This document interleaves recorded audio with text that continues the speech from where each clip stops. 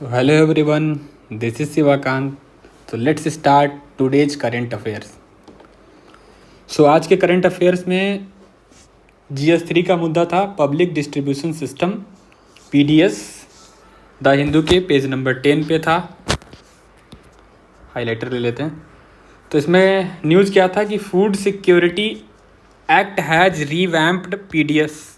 तो जो food security act है उसने पब्लिक डिस्ट्रीब्यूशन सिस्टम को अपडेट कर दिया है। क्या अपडेशन हुआ है वो हम जानेंगे। तो सबसे पहले जानते हैं PDS क्या होता है। तो PDS एक मैकेनिज़्म है जो कि इंश्योर करता है फूड सिक्योरिटी को इंडिया में। कैसे?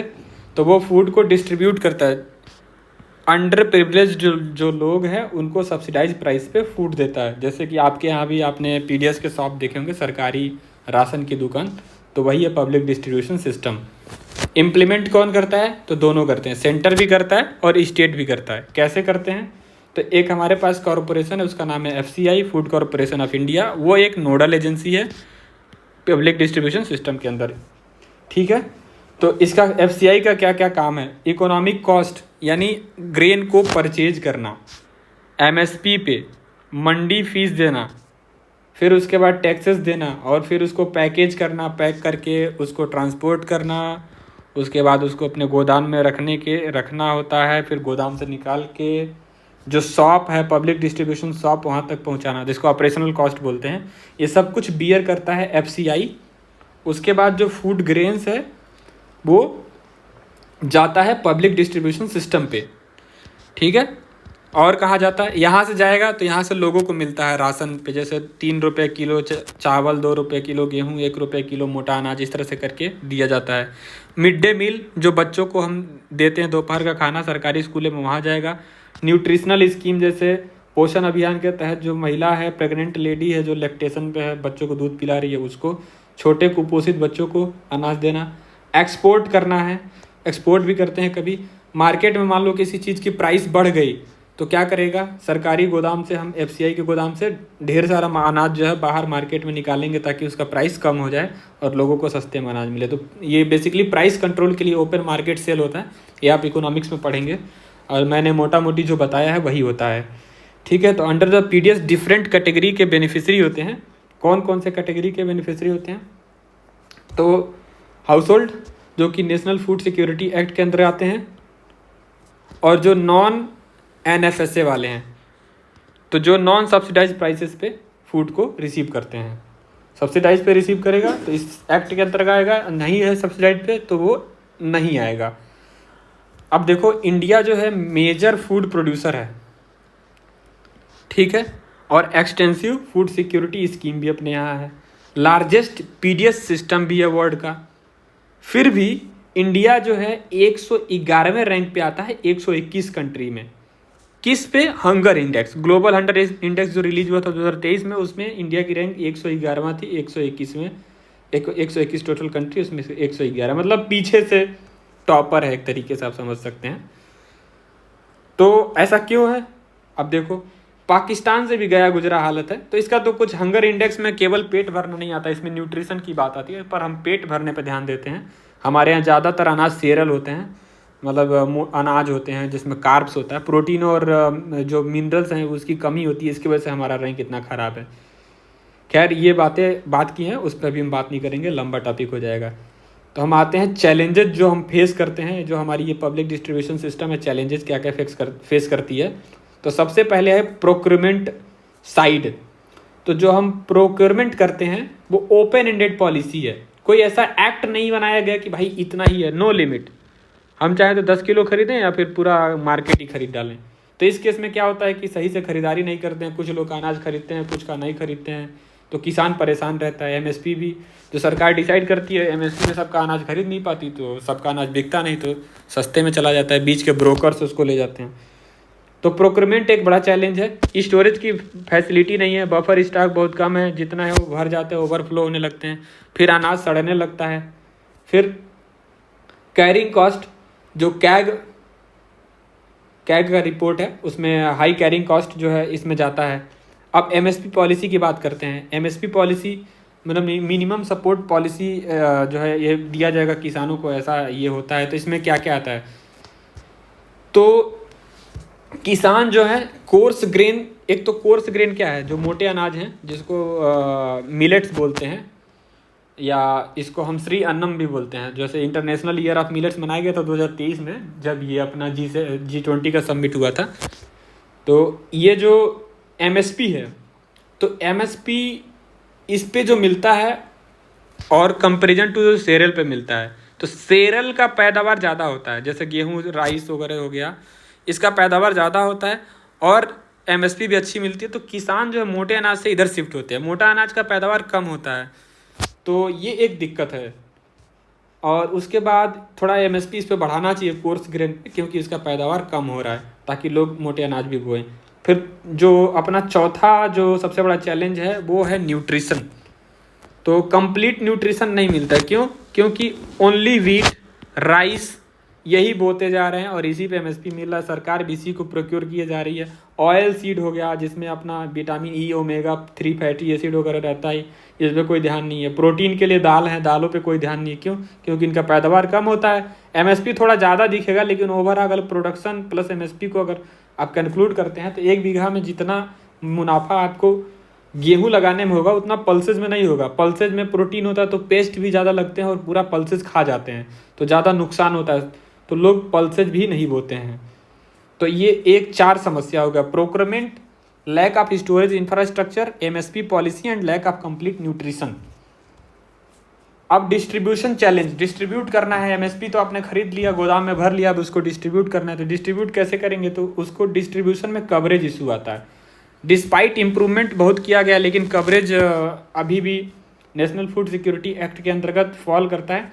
जैसे टारगेट हमारा है कि जितना टारगेट है उसका बस 50% अचीव हो पाया। रूरल एरिया में अगर हमने 100 लोगों को टारगेट किया है अनाज देने का, तो 50% लोगों को ही दे पाते हैं। अर्बन एरिया में सिर्फ 75 लोगों को दे पाते हैं 100 लोगों में, तो हमारा 100% कवरेज नहीं है, ठीक है। और एरर्स भी हैं, जैसे BPL APL कौन है, इसका करेक्ट आइडेंटिफिकेशन बेनिफिशरी का अभी कोई मैकेनिज्म नहीं है आइडेंटिफाई करने का। और इसमें बहुत सारे घोस्ट कार्ड होल्डर्स भी हैं, मतलब ऐसा परिवार जो एग्जिस्ट ही नहीं करता उसका भी कार्ड बना के, फर्जी कार्ड बना के लोग जो है अनाज को लेते हैं। ये एक बड़ी समस्या है, ठीक है। और जैसे हाउस होल्ड का इनकम जो है आप हमेशा रेगुलर चेक नहीं होता है, क्योंकि इनकम क्या है, बढ़ता घटता रहता है। बहुत पहले चेक हुआ था उसी पे चल रहा है, तो एक्चुअल जो रेगुलर चेकअप होना चाहिए वो नहीं हो रहा है। तो ये भी एक डिस्ट्रीब्यूशन में चैलेंज है किसी। तो ये फिर तीसरा चैलेंज है कि ट्रांसपोर्टेशन लीकेज। आप अनाज भेजें कि हाँ भाई अनाज जो है गोरखपुर से सेल होने जा रहा है, जो है कुशीनगर डिस्ट्रिक्ट में के पडरौना, जब मान लेते हैं कि खड्डा तहसील में, तो अब वहाँ से नेपाल बॉर्डर पास करता है तो धीरे से जो है डाइवर्ट कर देंगे ब्लैक मार्केट में। ब्लैक मार्केट से कहाँ चला जाएगा? नेपाल चला जाएगा, जैसे बिहार से नेपाल में चला जाता है। अब अच्छी मॉनिटरिंग सिस्टम नहीं रहेगी तो यह सरकारी ऑफिसर और बाकी लोग साँठ-गाँठ करके लीक कर देते हैं, तो इससे नुकसान क्या हो रहा है? देश का हो रहा है, यहाँ की जनता का हो रहा है, तो लीकेज का प्रॉब्लम है। फिर फेयर प्राइस, अब क्या है कि सरकार अगर बढ़िया क्वालिटी का अनाज दे रही है तो फिर बीच में जो है जो भी FCI के कुछ करप्ट ऑफिसर हैं इंटरमिक्स कर देते हैं। अच्छी ब्रीड क्वालिटी का फूड है उसमें लोग और ग्रेन क्वालिटी का ग्रेन मिक्स करके और अच्छी वाला बेच देंगे ब्लैक मार्केट में। तो ये सब चैलेंजेस है: coverage issue, identification of beneficiaries, no regular actual household income data, transportation में लीकेज और फेयर प्राइस ऑफ एडल्ट्रेशन, ठीक है। मिलावटखोरी, एडल्ट्रेशन मतलब होता है। तो जस्टिस वाधवा कमेटी याद रखना किससे रिलेटेड है? पब्लिक डिस्ट्रीब्यूशन सिस्टम से। तो बिल्कुल ये बहुत ही इंपॉर्टेंट है। अगर पब्लिक डिस्ट्रीब्यूशन सिस्टम आया तो उसमें जस्टिस कमिटीज़ का नाम लिखना बहुत इंपॉर्टेंट होता है, इससे आपको 1 नंबर एक्स्ट्रा मिल सकता है, एक आधा नंबर तो कम से कम बढ़ेगा ही। तो छत्तीसगढ़ और गुजरात का मॉडल ये बहुत सक्सेसफुल मॉडल रहा है, लगभग उत्तर प्रदेश में यही मॉडल आ चुका है। तो ये मॉडल क्या था पहले ये समझते हैं। सजेशन क्या दिया था जस्टिस वाधवा ने इस गुजरात मॉडल पे? उन्होंने बोला था कि सारे राशन कार्ड को लिंक कर दो आधार से। अब क्या होगा, ऑनलाइन एंट्री होगा, ट्रैक होगा कि मंथली किसको कितना राशन मिला है। अगर राशन नहीं मिला है तो उतना राशन जो है शॉप वाले के पास बचा होगा, तो बेच भी नहीं पाएगा, क्योंकि अगर वो बेचेगा तो उस आदमी का फिंगरप्रिंट चाहिए, उस आदमी का फिंगरप्रिंट चाहिए तो वो बोलेगा हमको अनाज दो, तो वो नहीं बेच पाएगा। अब कंप्यूटराइज्ड फेयर प्राइस शॉप, सारे जो शॉप हैं, पॉइंट ऑफ सेलिंग मशीन जो होता है जहाँ पे वो बिकता है, उसको सबको कंप्यूटराइज कर दिया है।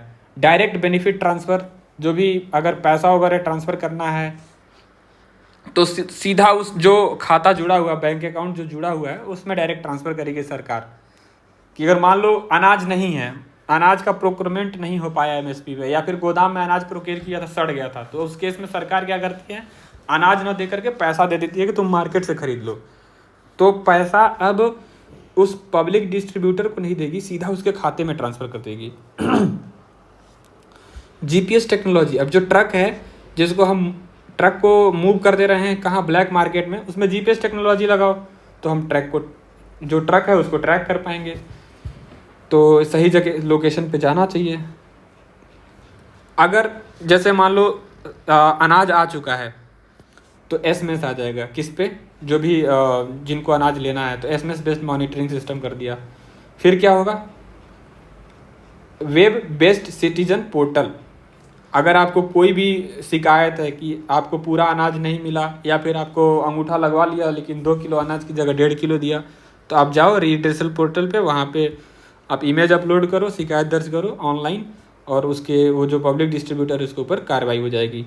पब्लिक प्राइवेट पार्टनरशिप, ऑब्वियसली बड़े अमाउंट में अनाज को प्रोक्योर करना, फिर उस स्टॉक को मैनेज करना, गवर्नमेंट के पास इतने वर्कफोर्स भी नहीं है और इतना स्किल भी नहीं है, तो वो पब्लिक प्राइवेट पार्टनरशिप के थ्रू ही हो पाता है। तो ये सजेशन बोला था जस्टिस वाधवा ने, ऐसा बोला कि ऐसा कर लेते हैं। एफसीआई, इसको ज़्यादा ऑटोनॉमी दो ताकि मिनिस्टर का इसमें दखल अंदाजी कम हो, वो अपने हिसाब से अनाज को खरीदे, स्टॉक्स को रिलीज करे, एक्सपोर्ट करे, ताकि वो घाटे में न जाए। अब आते हैं रिफॉर्म्स क्या क्या लिए गए हैं। ये जो आपको दिख रहा है ना, new food security act revamp किया, तो इसमें रिफॉर्म क्या क्या आया है। रिफॉर्म ये आया है कि जो पब्लिक डिस्ट्रीब्यूशन सिस्टम में जो प्राइसेस अनाज के, उनको कम कर दिया गया है। डोर स्टेप डिलीवरी किया जाएगा फूड ग्रेन्स का। डिजिटाइजेशन, जो भी रिकॉर्ड है सबको डिजिटल रखा जाएगा ताकि एक क्लिक में सबका डिटेल्स पता चल जाए, करप्शन वगैरह तुरंत रिवील हो जाए।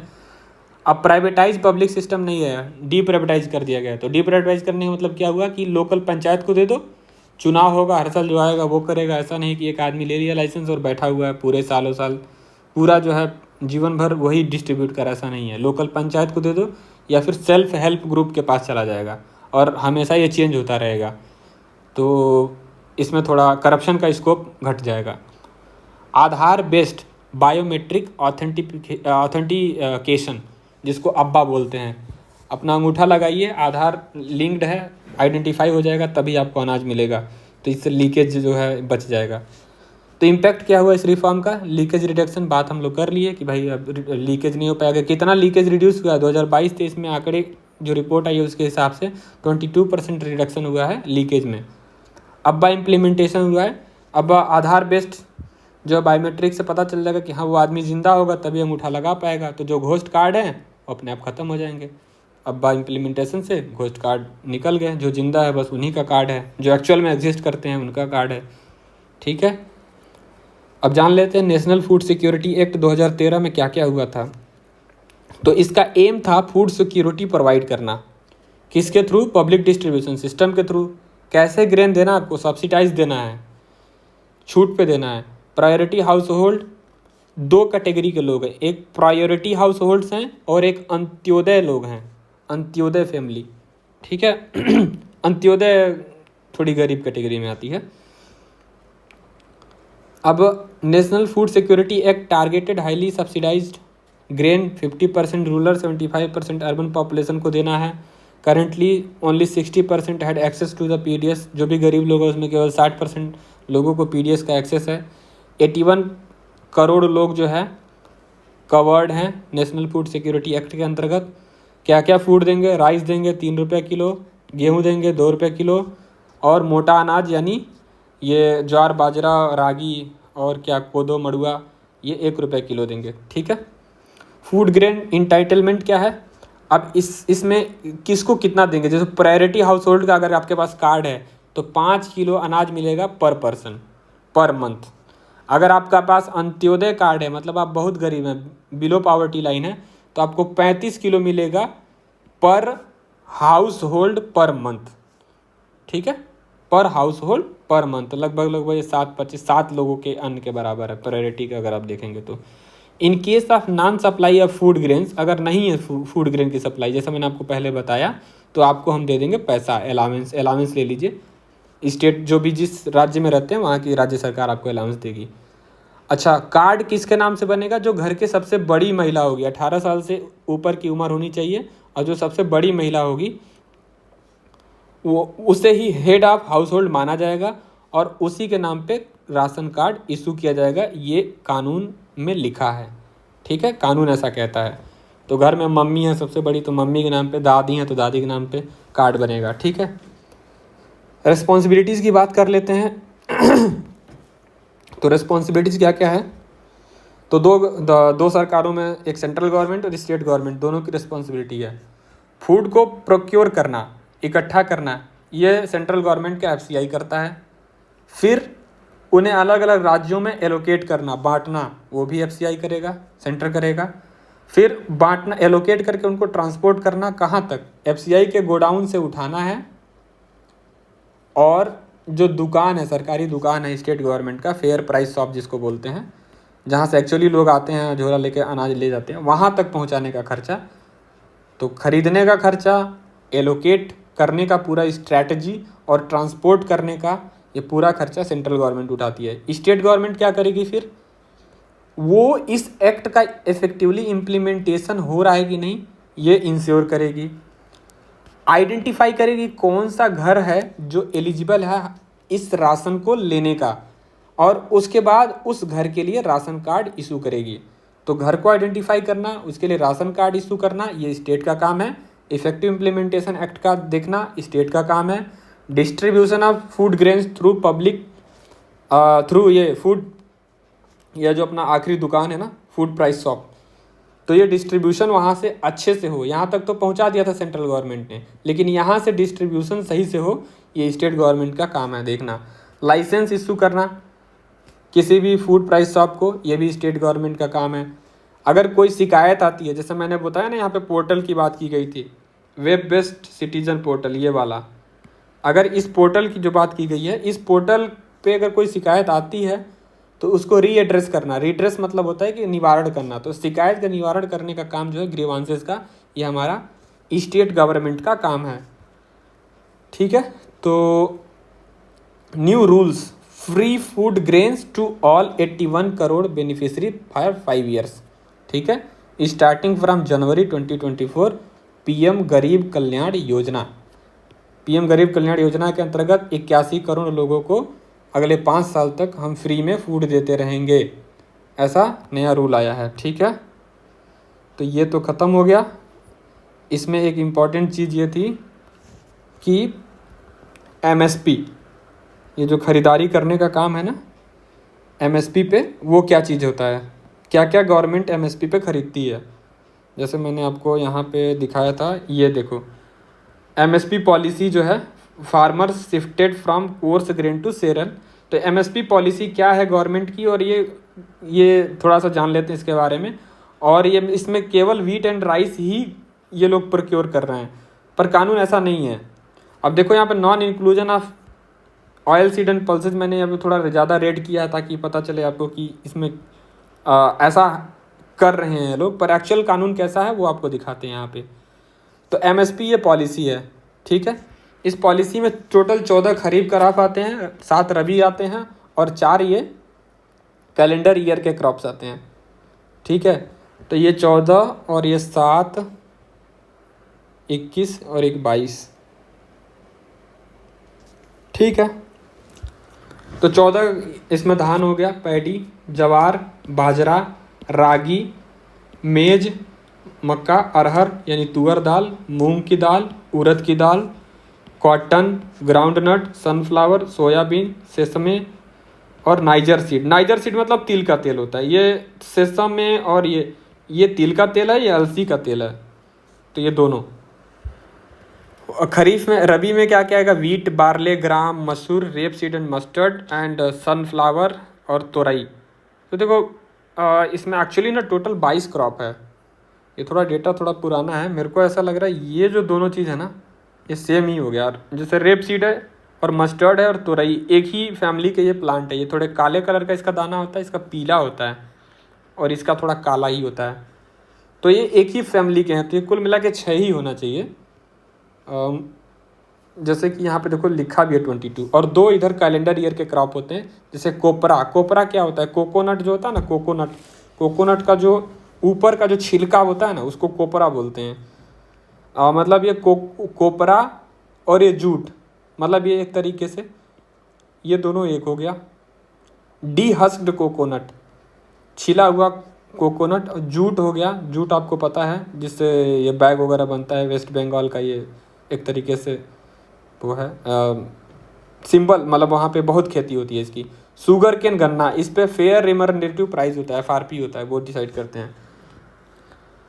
तो अब MSP जो है बोने से पहले बता दिया जाता है लोगों को, किसानों को, ठीक है। और डेराइव फॉर तुरई based on MSP, rapeseed, mustard, हाँ ये तो देखा है ना, तुरैया जो होता है इसका MSP जो है रेपसीड और मस्टर्ड इन दोनों के, और डी हस्क कोकोनट ये कोपरा के बेसिस पे, मतलब तुरैया का इनके बेसिस पे, मस्टर्ड और रेपसीड पे, और डी हस्क कोकोनट का कोपरा के बेसिस पे। और फेयर रिमरेंडेटिव प्राइसेस, ये एग्ज़ाम ये आ चुका है, ये शुगर के लिए होता है, शुगर केन के लिए होता है। शुगर केन के लिए बोले MSP तो नहीं बोल देना, नहीं, इसके लिए FRP होता है। और ये 22 ही याद रखना है, ऐसा मत कर देना कि ये 14, 7, 21 और 4, 25 जो लिख के आ गए, ठीक है। अब आ जाते हैं GS2 का मुद्दा है फाइनेंशियल रिलेशन, उसको एक बार देख लेते हैं। तो फाइनेंशियल रिलेशन सेंटर और स्टेट के बीच का रिलेशन है, पेज नंबर 12 पे था मुद्दा, क्या था, वर्टिकल फिजिकल इम्बैलेंस। तो वर्टिकल फिजिकल क्या, वर्टिकल डिस्ट्रीब्यूशन पहले समझ लेते हैं। एक होता है सेंट्रल गवर्नमेंट, एक होता है स्टेट गवर्नमेंट, एक होता है लोकल गवर्नमेंट। तो इनके बीच में अगर कोई भी चीज़ हो रही है तो उसको हम बोलते हैं वर्टिकल गवर्नमेंट, मतलब सबसे ऊपर सेंटर है, उसके नीचे स्टेट है, उसके नीचे लोकल गवर्नमेंट है। अब इनके बीच में फिजिकल डिवीज़न है, मतलब ये कुछ पैसा इसको देगा, इसको देगा, तो इसके बीच में जो इम्बैलेंस होता है उसकी बात की गई है। तो क्या हुआ है न्यूज़ में देख लेते हैं। पहले तो ये समझते हैं वर्टिकल फिजिकल इम्बैलेंस होता क्या है। तो डिफरेंट लेवल के गवर्नमेंट हैं, जैसे कि सेंटर, स्टेट गवर्नमेंट, और इनके बीच में अगर मिसमैच हो गया रेवेन्यू इकट्ठा करने में एंड एक्सपेंडिचर में और रिस्पॉन्सिबिलिटीज में, तो उसको हम बोलते हैं वर्टिकल फिजिकल इम्बैलेंस। तो जैसे मान लो जो सारे पूरे भारत का जितना भी रेवेन्यू एक्सपेंडिचर होता है उसमें से 61% स्टेट खर्च करते हैं, और उसके बाद अगर 100 रुपये पूरे भारत का रेवेन्यू हुआ तो 61 रुपये स्टेट खर्च कर दिए, और बचा हुआ कितना, 39 रुपये सेंटर खर्च करता है। लेकिन पूरे भारत में जितना रेवेन्यू कलेक्ट किया जाता है, रिसिप्ट में आते हैं, उसमें से ये 62 रुपये सेंटर कलेक्ट करता है और 38 रुपये स्टेट सारे मिल के कलेक्ट करते हैं। तो ऑब्वियसली यहाँ पे दिख रहा है स्टेट खर्चा ज़्यादा कर रहे हैं पर कलेक्शन कम है, तो स्टेट को क्या करना पड़ेगा, सेंटर से लोन लेना पड़ेगा। तो लोन लेना पड़ेगा, तो अगर आप किसी से पैसा ले लेते हो तो आप क्या हो जाते हो, उस पर डिपेंडेंट हो जाते हो। तो उसी तरह से जो सेंटर है वो स्टेट जो है वो सेंटर पे डिपेंडेंट हो गया। अगर कोई किसी पे डिपेंडेंट हो गया तो फिर उसकी बात माननी पड़ेगी। तो इस केस में जो आपका फिजिकल फेडरलिज्म है उस पर निगेटिव इफेक्ट आता है। तो अब इस केस में एक ही तरीका है कि आप डिवोल्यूशन कर दें शेयर का, 50% ग्रांट में दे दें।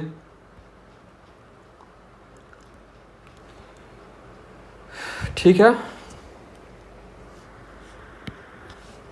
Major sources of revenue for state. State का रेवेन्यू का मेजर सोर्स क्या है, टैक्स कलेक्शन है, direct tax collection, indirect tax collection. Direct कैसे होता है, जैसे प्रोफेशनल टैक्स लगाते हैं, और इनडायरेक्ट टैक्सेस कैसे होते हैं, जैसे स्टेट जो है आपको स्टेट लिक्वर पे टैक्स लेता है, और पान मसाला बीड़ी गुटखा पे टैक्स लेता है, इनडायरेक्ट टैक्सेस लेता है। ठीक है। और दूसरा कहाँ से मिलता है, फाइनेंस कमीशन जो है, फाइनेंस कमीशन इसको टैक्स जो है सेंटर के रेवेन्यू से दिलवा देता है, फिर लोन मिल जाता है सेंटर से। आर्टिकल 275 क्या बोलता है कि फाइनेंस कमीशन ग्रांट दिलवाएगा स्टेट्स को। आर्टिकल 282 में क्या है कि सेंट्रल गवर्नमेंट जो कॉन्करेंट लिस्ट में जो मुद्दे हैं उन पे अगर सेंट्रल गवर्नमेंट कोई स्कीम लेके आती है, जैसे सेंट्रल स्पॉन्सर्ड स्कीम है या फिर सेंट्रल सेक्टर स्कीम है, अगर सेंट्रल सेक्टर स्कीम है तो 100% जो खर्चा है सेंटर बियर करेगा, तो पूरा पैसा स्टेट को देगा कि उस स्कीम को स्टेट इम्प्लीमेंट करे। अगर स्पॉन्सर्ड स्कीम है तो 60-40, 60% स्टेट खर्च करेगा और 40% ये आपका सेंटर खर्च करेगा। ठीक है, तो अब ग्रांट के साथ दिक्कत ये है कि जो ये फाइनेंस कमीशन आर्टिकल 275 में जो ग्रांट दिलवाता है उसके साथ दिक्कत है कि कंडीशन के साथ दिलवाता है। जैसे एग्जांपल के लिए कि जैसे पानी का ग्रांट है, ये ले जाओ, लेकिन 60% पैसा तुम सिर्फ वाटर और सैनिटेशन पे खर्च करोगे, ऐसा दिक्कत आता है। तो ऐसे में स्टेट के पास ऑटोनॉमी ख़त्म हो जाती है। जो लोकल बॉडीज है उनको किसी और चीज़ के लिए, सड़क के लिए खर्च करना, लाइट लगाना है, तो उसमें नहीं यूज कर सकते, ऑटोनॉमी उनकी हैम्पर होती है। तो state implement power sector reform, जैसे पैसा दिए लेकिन हम बोल रहे हैं कि ठीक है ये पैसा ले लो, लेकिन सिर्फ पावर सेक्टर में तुम्हें जैसे रिफॉर्म में लाना, जैसे सोलर एनर्जी लगाओ, कुछ और करो, तभी तुमको हम ग्रांट देंगे। ठीक है, लेकिन जो टैक्स होते हैं, तो ग्रांट का तो आपने आर्टिकल 275 समझ गए, लेकिन जो टैक्स दे रहा है यहाँ पे आर्टिकल 280 के अंतर्गत फाइनेंस कमीशन जो टैक्स दिलवाता है वो जो है अनकंडीशनल होता है। फाइनेंस कमीशन की बात कर लेते हैं। फाइनेंस कमीशन आर्टिकल 280 में जो है लिखी हुई कॉन्स्टिट्यूशनल बॉडी है, प्रेसिडेंट के द्वारा अपॉइंटेड होती है, और ये सेंटर स्टेट के बीच में फाइनेंस रिलेशन को मेंटेन करती है। 5 साल में हर 5 साल के लिए कॉन्स्टिट्यूट की जाती है। 5 मेंबर होते हैं, और क्वालिफिकेशन नहीं लिखा है संविधान में, बिल्कुल याद रखना, ये MCQ में आ सकता है, बहुत इंपॉर्टेंट है। ठीक है, और फाइनेंस कमीशन का एक्ट आया था 1951, उसके तहत चलता है। क्योंकि कुछ लिखा नहीं है क्वालिफिकेशन, तो क्या करोगे, कॉन्स्टिट्यूशन में नहीं लिखा है तो एक्ट लाना पड़ेगा। कंपोजिशन 5 मेंबर का 5 साल के लिए, तो अब एक्ट लाया, उसमें क्या है, इसमें यहाँ पे क्वालिफिकेशन लिखा गया, एक्ट में लिखा गया है। क्या लिखा गया है कि जो पर्सन है, चेयरमैन है, उसको एक्सपीरियंस होना चाहिए पब्लिक अफेयर का, यानी generally IAS IPS officer, IPS तो नहीं, IAS ऑफिसर ही बनते हैं चेयरमैन फाइनेंस कमीशन के। बाकी जो 4 मेंबर होंगे हाई कोर्ट के जज होंगे, और कुछ स्पेशल नॉलेज जिनको गवर्नमेंट फाइनेंस अकाउंट्स में होगा, जैसे अकाउंट ऑडिट सर्विसेज के जो ऑफिसर होते हैं वो हो सकते हैं इसमें। तो ये हो गया, 4 मेंबर यहाँ से आ गए, और एक आप पब्लिक अफेयर्स में आपको एक्सपीरियंस है तो आप चेयरमैन बन जाइए। ठीक है, पावर क्या क्या मिलेगा इसको, पार्लियामेंट डिसाइड करेगा। ठीक है, प्रोसीजर क्या फॉलो करना है ये खुद डिसाइड करेगा। नेचर क्या है इसका, एडवाइजरी बॉडी है, केवल रिकमेंडेशन देता है। रिपोर्ट किसको सबमिट करना है, प्रेसिडेंट को करना है। ठीक है, तो ये हो गया अपना फाइनेंस कमीशन। इसके ड्यूटी को जरा देख लेते हैं एक बार। तो ये रिकमेंडेशन देता है प्रेसिडेंट को, किस किस मैटर पे, डिस्ट्रीब्यूशन, जो भी टैक्स मिला है उसको सेंटर और स्टेट के बीच में कैसे डिवाइड करना है उसका फार्मूला बताएगा, और ये एडवाइस देगा कि इस तरह से टैक्स का डिस्ट्रीब्यूशन कर दो। ग्रांट इन एड, कितना ग्रांट देना है एड में स्टेट्स को, उसका प्रिंसिपल यही बताता है। कंसोलिडेटेड फंड ऑफ इंडिया से कितना ग्रांट में देना है पैसा स्टेट्स को, वो फाइनेंस कमीशन बताएगा। वो कौन सा ग्रांट है, वही जिसमें वो टाई करके देता है ना, यहाँ पे हमने पढ़ा कि कहाँ गया, कंडीशन लगा के देता है, ये वही है। ठीक है, स्टेट फाइनेंस कमीशन भी होता है। तो स्टेट फाइनेंस कमीशन को गाइड करता है कौन, फाइनेंस कमीशन ऑफ इंडिया। किस लिए, कि तुम्हें किस तरह से पैसे देने हैं लोकल बॉडीज को, किस तरह से उनको डिवोल्यूशन करना है। अपना जो पैसा है स्टेट अपने स्टेट कंसोलिडेटेड फंड जो होता है वहाँ से वो अपने लोकल बॉडीज को कितना पैसा दे और किस वे में दे, उसके लिए गाइड करता है। और अन्य मैटर भी जो भी प्रेसिडेंट पूछता है वो बताता है। ठीक है, अब रिकमेंडेशन टू प्रेसिडेंट, प्रेसिडेंट को क्या रिकमेंडेशन देगा, टैक्स डिस्ट्रीब्यूशन, वर्टिकल डिस्ट्रीब्यूशन की बात करता है। कैसे, जो 15 फाइनेंस कमीशन है वो 41% जो टोटल टैक्स कलेक्टेड सेंट्रल के पास हुआ था उसका 41% स्टेट को दे देता है। अब ये जो 41% टैक्सेज स्टेट को जो मिले हैं, इन टैक्सेज में वर्टिकल जो वर्टिकल टैक्सेज हैं इनमें हॉरिजेंटल डिस्ट्रीब्यूशन करना है, किस टैक्स स्टेट को कितना मिलेगा। तो इसके कुछ क्राइटेरिया, इसके फार्मूला में क्या है, इनकम डिस्टेंस, किस स्टेट में सबसे ज़्यादा गरीबी है, लो पर कैपिटा इनकम अगर जिस स्टेट में हाई है तो उसको 45% वेटेज मिलेगा, जैसे बिहार उत्तर प्रदेश हो गया। ठीक है, जिसका जियोग्राफिकल एरिया बड़ा है उसको 15% का ये है, तो जैसे राजस्थान हो गया। पॉपुलेशन, अगर पॉपुलेशन ज़्यादा है तो 15%, फिर इसमें उत्तर प्रदेश आ जाएगा। डेमोग्राफिक परफॉर्मेंस, जिन्होंने जो राज्य जो है जिन्होंने अच्छा फैमिली प्लानिंग वगैरह करके अपने जनसंख्या को कंट्रोल किया, उनको 12.5% के आसपास रिकॉग्निशन मिलता है। ठीक है, फॉरेस्ट एंड इकोलॉजी इस पे 10% का देते हैं कि अगर आपके राज्य में ज़्यादा फॉरेस्ट है तो ऑब्वियसली आपके यहाँ फैक्ट्रियाँ कम लगी होंगी, जैसे नॉर्थ ईस्ट के स्टेट हैं। पर आपने अगर फैक्ट्री लगाते तो आपकी इनकम ज़्यादा होती, लेकिन आपको यहाँ फॉरेस्ट है तो फैक्ट्री है नहीं, तो ठीक है आपको 10% और दे देते हैं कंपनसेशन के लिए, क्योंकि आप फॉरेस्ट कंजर्व कर रहे हैं। टैक्स एंड फिजिकल इफोर्ट, जो राज्यों में ज़्यादा टैक्स कलेक्शन है, सब लोगों से टैक्स लिया जा रहा है, और फिजिकल अपना जो राज्य का जो फिजिकल डेफिसिट है उसको मेंटेन करने की कोशिश, जो टैक्स जो राज्य अच्छा कर रहा है उसको 2.5% एक्स्ट्रा एज ए रिवार्ड दिया जाता है। ठीक है, हाई टैक्स कलेक्शन एफिशिएंसी के लिए। अब इशू देख लेते हैं फाइनेंस कमीशन के साथ इशू क्या क्या है। तो demand to remove tax effort criteria by state, तो कुछ स्टेट का डिमांड है कि भाई ये वाला जो टैक्स फिजिकल एफर्ट वाला जो सिस्टम है ना, ये वाला, इसको तुम रिमूव करो। क्यों? क्योंकि वो स्टेट के पास लोअर इनकम, जैसे ओडिशा वगैरह हो गया, उनके यहाँ इतने सारे लोग ही नहीं जो टैक्स भरें, तो वो तो कभी अच्छा टैक्स और कलेक्ट ही नहीं कर पाएंगे, तो एफर्ट दिखेगा नहीं, तो 2.5% उनका लॉस में चला जाएगा। तो वो डिमांड करें इसके रिमूवल का। दूसरा क्या है, जो सेस और सरचार्ज सेंटर पे करेक्ट होता है वो उसमें से डिवीज़न नहीं होता 41%। ये चाहते हैं कि उसमें से भी डिवीज़न हो, ताकि ये उस पैसे को अपने हेल्थ और एजुकेशन में खर्च कर पाएँ। तीसरा जो इशू है फाइनेंस कमीशन के साथ स्टेट्स का, वो है ग्रांट टू लोकल बॉडीज़। वो ऐसा नहीं चाहते हैं कि तुम ग्रांट दो और वो भी कंडीशन लगा के दो। जैसे एग्जांपल के तौर पे 60% ग्रांट, जो भी हमने ग्रांट दिया है उसमें 60% सैनिटेशन और वाटर पे खर्च करना है। अब ये क्या कर रहा है, इन्फ्रिंज कर रहा है स्टेट्स और लोकल बॉडीज़ के प्रायोरिटीज़ को। उनका अपना प्रायोरिटी है कि मुझे पानी और सैनिटेशन पे नहीं खर्च करना, मुझे तो सड़क बनाना था और यहाँ पे लैंप लगवाना था, सोलर लाइट लगवाना था, पर इसने तो टाई कर दिया, तो ये नहीं कर पाएंगे, इसको पानी और सैनिटेशन पे खर्च करना पड़ेगा। तो ये एक इशू है लोकल बॉडीज़ का। और दूसरा है कि जो स्टेट फैमिली प्लानिंग अच्छा किए हैं तो उनको नुकसान हो रहा है। आप देखेंगे फार्मूले में कि अगर कोई फैमिली प्लानिंग किया है तो उसको सिर्फ 12.5% ये वाला मिल रहा है, लेकिन अगर कोई स्टेट जो है वो पॉपुलेशन बढ़ा रहा है तो उसको ज़्यादा मिलेगा 15%। तो स्टेट जिसका पॉपुलेशन अच्छा है उसको ज़्यादा मिल रहा है, जिसका परफॉर्मेंस बेहतर है उसको कम मिल रहा है। तो इससे स्टेट को नाराज़गी है कि हमें तो तुम अंडरमाइन कर रहे हो, हमने पॉपुलेशन, जैसे साउथ के स्टेट को इससे दिक्कत है। और तो अब क्या है, state demanded for larger loans. अब इसमें स्टेट जो है चाहते हैं कि उनको ज़्यादा लोन मिले, क्योंकि उनके यहाँ फिजिकल स्ट्रेन है तो शॉर्टफॉल इन रेवेन्यू है।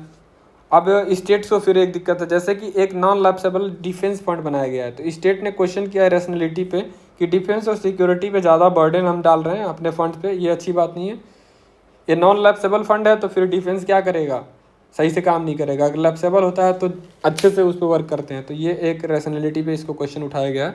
दूसरा ये है कि centres non acceptance of recommendation of finance commission, ये लाइन एक्चुअली में गलत लिखी हुई है, यहाँ पे होना चाहिए स्टेट्स, यहाँ पे सेंटर की जगह स्टेट्स होना चाहिए। तो जो फाइनेंस कमीशन ने बोला था 41% शेयर देंगे, पहले जो 14 था वो 42% देता था स्टेट्स को, 15th ने सिर्फ 41 किया, तो स्टेट्स जो है नाराज़ थे, तो यहाँ सेंटर लिख दिया गया, यहाँ पे स्टेट होना चाहिए। ठीक है, मैं काट के इसको स्टेट लिख देता हूँ। ठीक है, चलो ये हो गया। अब इन्वायरमेंट की बात कर लेते हैं। इन्वायरमेंट में एक मुद्दा था पेज नंबर 8 पे, जिसका नाम था loss and damage fund.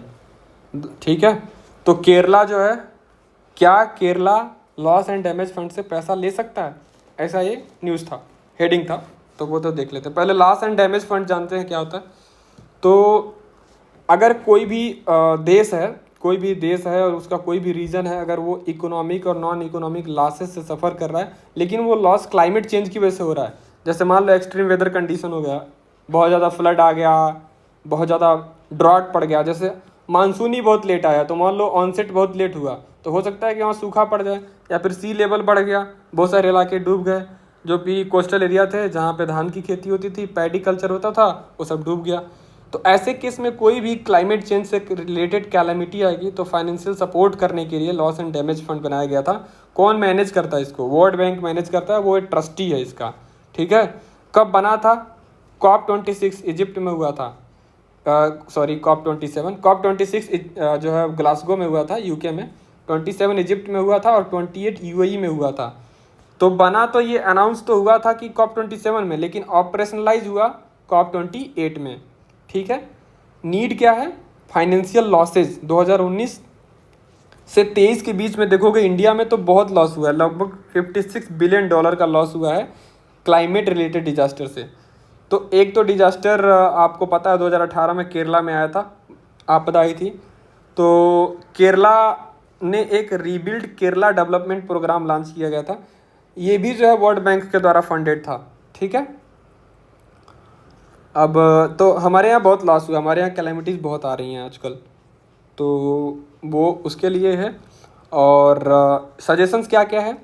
Suggestions ये है कि इंडिया को एक स्टैंडर्डाइज्ड मेथड लाना चाहिए जिससे एसेस कर पाएँ कि डिजास्टर रिलेटेड डैमेज कितना हुआ है, और जितना बढ़िया से हम असेसमेंट होगा कि इतना करोड़ रुपए का इतना पैसा हमारा जो है लॉस हुआ है, तो उतना हम लॉस एंड डैमेज फंड का एक्सेस हमें बेटर मिल पाएगा। ठीक है, हम उस डेटा को शो कर पाएंगे और हमें अच्छा लॉस एंड डैमेज फंड से पैसे मिल पाएंगे, जो ये बनाया गया है ना यहाँ पे। अब वर्ल्ड बैंक के देख सकते हैं COP27 में जो अनाउंस किया गया था उसके थ्रू। तो और साथ ही साथ हमें डिसेंट्रलाइजेशन करना चाहिए, जो भी फंड है ऐसा नहीं सेंटर के पास है, अब डिसेंट्रलाइज कर दिए, हर एक स्टेट के कुछ कुछ फंड्स को आप डिसेंट्रलाइज कर दिए। जहाँ भी कोई भी कैलामिटी आएगी तुरंत के तुरंत पैसा हम यूज करके लॉस एंड डैमेज फंड से उसका यूज कर सकते हैं। तो अफेक्टेड एरिया में प्रॉम्प्ट एक्शन होगा, तुरंत पहुँचेगा। अभी सेंटर के पास है तो फिर एक एक करके, आपको पता है सरकारी काम में वही फाइल पास होते होते पता नहीं कितने सारे लोग बेघर हो सकते हैं, बीमारी से मर सकते हैं और भूख हंगर से मर सकते हैं। तो इसके लिए डिसेंट्रलाइजेशन की बात करी गई है, सजेशन सही है। ठीक है, तो लॉस एंड डैमेज नीड ये आप याद रख लो, आप लिख सकते हो। COP27 याद रखना, COP28 याद रखना, ट्रस्टी वर्ल्ड बैंक याद रखना, लॉस एंड डैमेज फंड क्या होता है याद रखना, कब दिया जाता है ये याद रखना। तो ये प्रीलिम्स का भी काम में आएगा, डिजास्टर मैनेजमेंट का भी काम में आएगा। ठीक है, तो वैसे ये आपको जो है GS2 में हेल्प करेगा। GS2 का एक और मुद्दा है public account committee. Public account committee के बारे में थोड़ा जान लेते हैं। Public account committee parliamentary committee है। ठीक है, तो इसका क्या है? रिव्यू, ये सिर्फ रिव्यू बॉडी है, ये रिव्यू करती है। और मतलब अब आप ये देखेंगे कि इसका स्टार्टिंग कब हुआ था। जैसे मॉन्टफोर्ड रिफॉर्म आया था, मॉन्टेस्क्यू चेम्सफोर्ड रिफॉर्म, ये वाला 1929 गवर्नमेंट ऑफ इंडिया एक्ट आया था, उसके अंतर्गत पब्लिक अकाउंट कमेटी बनाई गई थी।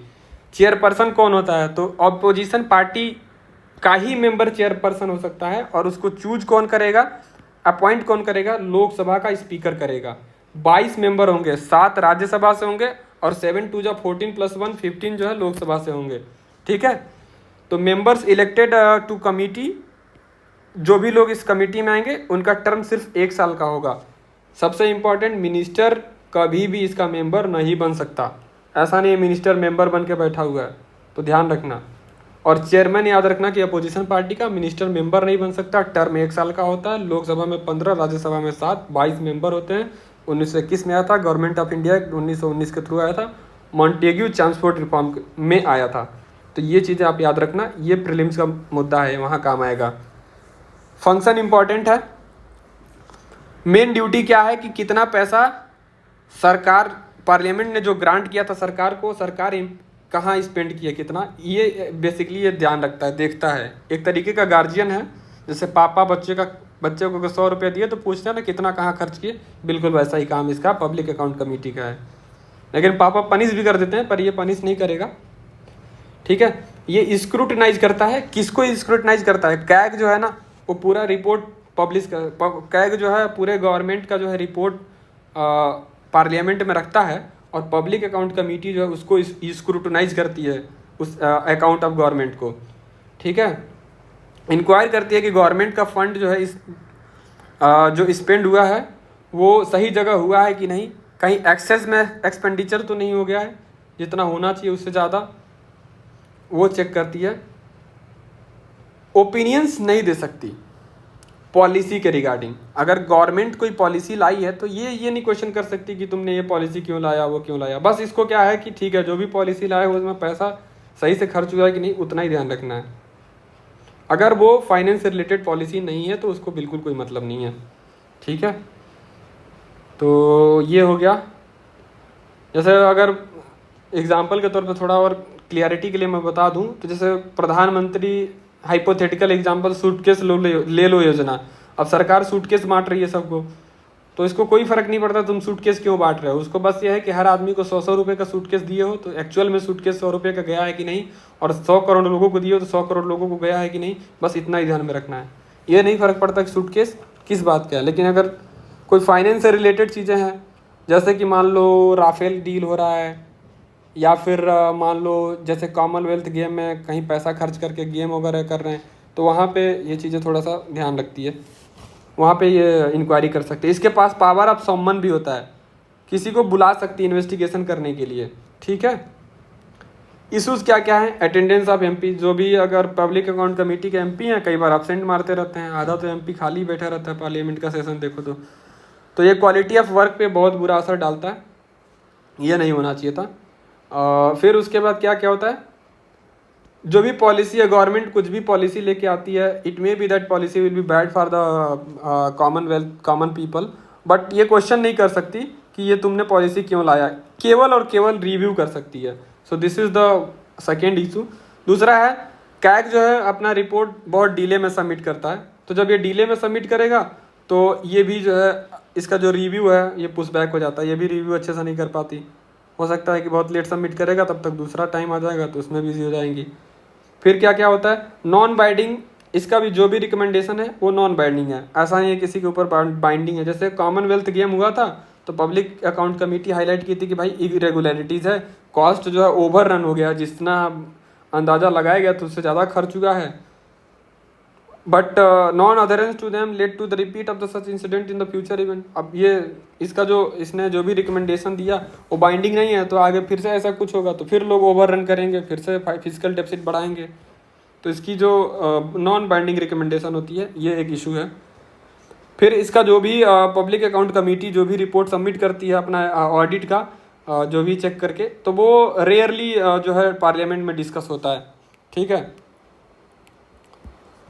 अब उसके बाद आ जाते हैं, अगला एग्जांपल है टुडेज न्यूज़पेपर, ये बहुत अच्छा एथिक्स में यूज़ कर सकते हैं। पैरा ओलंपियंस, इनको लॉट ऑफ रेस्पेक्ट। हमारे जो मेन ओलंपिक के लोग हैं वो तो गोल्ड नहीं ला पाए, पर इन्होंने ज़रूर ले आया, इसके लिए बहुत बहुत बधाई। अचीवर्स हो इंस्पायर्स, तो ये हमारे लिए बहुत बड़े इंस्पिरेशन के सोर्स है। हमारे पास तो हाथ पाँव सब है लेकिन इनके पास नहीं है, बहुतों के पास। तो चैलेंजेस क्या क्या फेस करते हैं भाई, लिमिटेड इंफ्रास्ट्रक्चर है। एक तो उनके लिए अगर किसी का हाथ नहीं है या फिर पाँव नहीं है तो हर जगह वो चढ़ नहीं सकते, रैंप वॉक चाहिए, तमाम तरह की चीज़ें चाहिए, बैसाखी चाहिए, व्हील चेयर चाहिए, हर जगह नहीं होता, ये फेस करते हैं।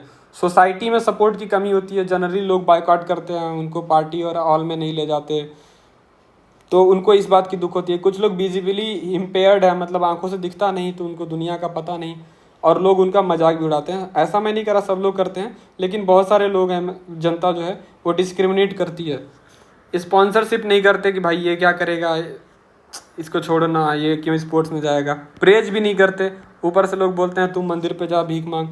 बट इतना चैलेंज होने के बावजूद भी इनमें इतनी विल पावर थी, इसको हमें सैल्यूट करना चाहिए। The journey underscores the ethical principle, उनकी जो जर्नी है वो बेसिकली हाईलाइट कर रही है उनके इथिकल प्रिंसिपल्स को, जैसे कि डिटर्मिनेशन ऑफ विल पावर, इतनी तगड़ी तीव्र इच्छा शक्ति है कि इतना फिजिकल बैरियर भगवान ने जो हाथ पाँव नहीं दिया, आंखें नहीं दी, उसको भी इन्होंने ओवर रन कर दिया, उसके ऊपर भी चले गए।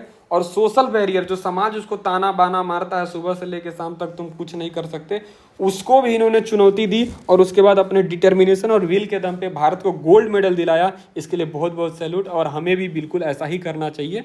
और हमारे पास तो हाथ पाँव सब है, तो क्यों नहीं हम कर सकते। बिल्कुल यही डिटर्मिनेशन और विल पावर चाहिए अपने यूपीएससी जर्नी अगर आपका है तो यूपीएससी के लिए, पीसीएस के लिए, जो भी आप एस्पायर करते हैं उसके लिए ये विल पावर बहुत इंपॉर्टेंट होता है। आप कितने पढ़ने में तेज़ थे, पहले अच्छे थे, नहीं थे, बुरे थे, आपने कोई एग्ज़ाम नहीं क्वालिफाई किया है, आपसे नहीं हो पाता है, अगर आपने ऐसा सोच लिया कि आपसे नहीं हो पाएगा तो सच में नहीं हो पाएगा, दुनिया की कोई ताकत नहीं कर पाएगी। अगर आपने सोच लिया हो जाएगा तो दम लगेगा, टाइम लगेगा, लेकिन मंजिल जरूर मिलेगी। ये हमें अपने ये पैरा ओलंपिक्स भाई बताते हैं। ठीक है, फिर दूसरा है डेडिकेशन, अचीव एक्सीलेंस। उन्होंने इतनी डेडिकेशन रखी कि भाई पहली बार में तो कोई तीर नहीं मार देगा। अगर आप एक तीरंदाज हो, आर्चर हो, तो आप पहली बार में तो आप निशाने पे नहीं मार सकते। लेकिन डेडिकेशन, लगातार लगे रहना, हर दिन मारना, हर दिन मारना, एक न एक दिन आपकी तीर वो निशाने पे जाएगी। तो डेडिकेशन से हम पहुंच जाते हैं एक्सीलेंस की तरफ। तो ये हम इनसे सीख सकते हैं। पैरा ओलंपिक्स, आप चाहें तो इसका स्क्रीनशॉट भी अपने लगा सकते हैं। रेजिलियंस मतलब होता है दृढ़ता। आपको कोई सेटबैक दे रहा है, आप गए कहीं पे, आपको जो है किसी ने आप गए पहाड़ पे चढ़े और आप लगा कि थक गए, फिर भी चढ़ रहे हैं, रुक के आराम लिए, फिर चढ़े, रुक के आराम लिए, चढ़े रहे, लगे रहे, लगातार लगे रहे, तो ईश्वर भी झुक जाता। हम कहते हैं ना, जब हम किसी चीज़ को शिद्दत से चाहते हैं, एकदम पीछे पड़ जाते हैं, तो सारी जो पूरे जो नेचर है हमारे साथ जुड़ जाता है। तो ईश्वर भी हमारे झुक जाता है। Basically you know the mountain, माझे द माउंटेन मैन में दशरथ मांझी ने पहाड़ को तोड़ा। तो जब वो तोड़ने गया तो लोगों ने बहुत मजाक उड़ाया, पर उसका विल पावर जो इतना मजबूत था और इतना रेजिलियंट था कि तोड़ ही डाला। तो बस बिल्कुल वैसे ही लगे रहें, आप कुछ भी प्राप्त कर सकते हैं। तो दैट्स ऑल, आज का न्यूज़पेपर कवर होता है। Thank you everyone, bye bye, signing off, Shivakant.